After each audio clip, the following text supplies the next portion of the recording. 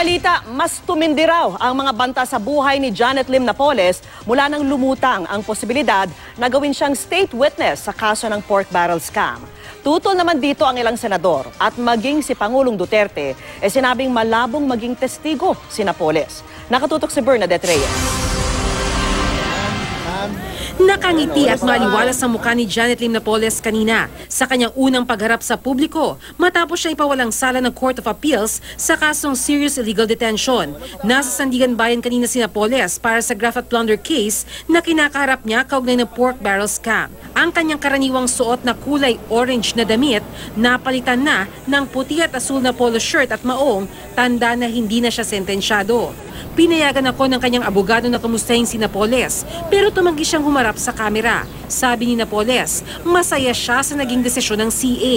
Kapansin-pansing lalo naghigpit ang seguridad kanina sa Sandigan Bayan nang dumating siya para pumirma ng pre-trial order. Ayon sa kanyang abogado, mas matindi raw kasi ang banta ngayon sa buhay ni Napoles matapos lumabas ang balitang maaari siyang gawing state witness. Sa sulat ng kanyang abogado sa DOJ, halos araw-araw raw ang mga death threats na natatanggap ni Napoles. Umabot pa ito sa puntong pati mga personal niyang gamit niraransak mula noong Pebrero sa loob ng koreksyonal.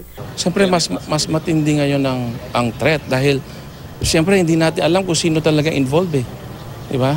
Hindi natin alam kung sino talagang pwedeng masagasaan. Ang palaging nare-receive ko lang sa kanya and from her lawyers ay yung request niya that she be transferred to another place of detention because of grave threats to her life. Ngayon pa lang ilang senador ang umaalma na sa planong gawing state witness si Napoles. Gumawa ng paraan para yung iba't ibang kongresista ay makasama dito sa paggamit nga ng PDAP para sa mga ghost project, saka mga fake na mga bogus na mga organisasyon. Tapos siya ang magiging state witness.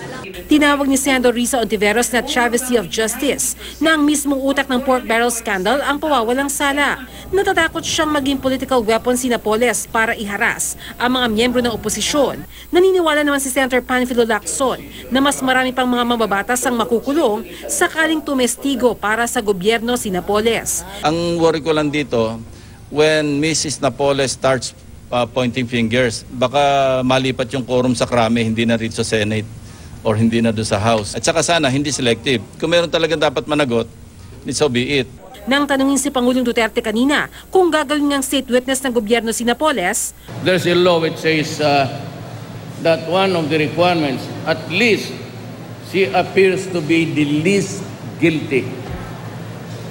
If you're a major player, I don't know if you can